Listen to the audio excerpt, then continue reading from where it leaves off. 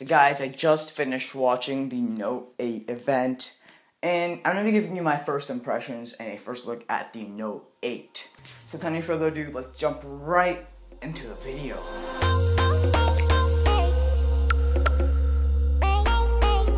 Okay, so let's talk about specs first. So this thing has a 6.3-inch Quad HD Plus Super AMOLED screen, so it's really dense and really vibrant. It has curved corners, but this time around they have more screen real estate that's flat because they wanted people to use the S Pen and get more space. For the camera, they have a dual camera system, and two cameras are 12 megapixel shooters, and one of them's f1.7, the other's f2.4, and both of them have OIS. And this is basically combining what the iPhone 7 Plus and the LG G6 had into one package, which is pretty nice. The front camera is 8 megapixels with a aperture of 1.7, so that's really good for low light performance if you're a selfie person. Now this thing also has IP68 water resistance, and the S Pen is also IP68, which is pretty nice. The processor will probably depend on where you are, so it's the Snapdragon 835 if you're in the US, and it's probably a Exynos if you're not in North America. The RAM is 6 gigs of RAM. For the battery, it's a 3300 milliamp hour battery, so it's smaller than the Note 7. Now, they did apologize for the Note 7 and what happened. So now let's talk about the design and what I think. So the glass-on-glass sandwich design looks really nice in my opinion, but I think the phone is a bit too boxy for me.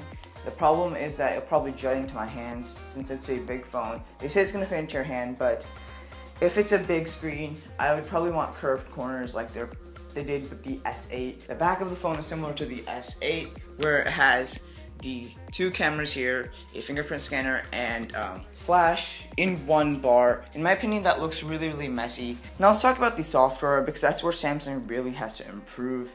Even after so much improvement, TouchWiz is still a mess. I prefer stock Android. So they introduced a few new software features. The first one is called App Pair, where you can open two apps at once, essentially by creating a shortcut on your phone. So if you tap the shortcut, it'll open two apps in dual window. They also increased the touch point levels with the S Pen, so you can take advantage of the screen and draw more precisely. Now another cool feature with the S Pen is a smart capture feature, I guess you could call it, where if you highlight text with the pen on the screen, it will translate it from different languages to different languages and different currencies to, say, the set currency you want. So they also copied an Apple iMessage feature where you can draw a heart or like press on your screen to send a heartbeat. Now let's talk about Bixby, since they've improved on it a little bit. So they have more quick commands, so you can say a set of few words, and it will do a bunch of actions that you've programmed it to do, so that's pretty cool. Overall, I think Bixby is a gimmick. Google Now, Google Assistant are really good. There's no reason for Bixby to come out. They're trying to differentiate themselves in the market, even though they have no reason to create this product. Overall, I think the Note 8 is going to be a really good smartphone.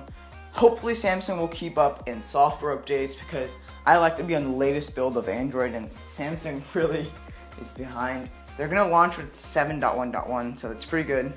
And hopefully they keep up with software updates better than last year.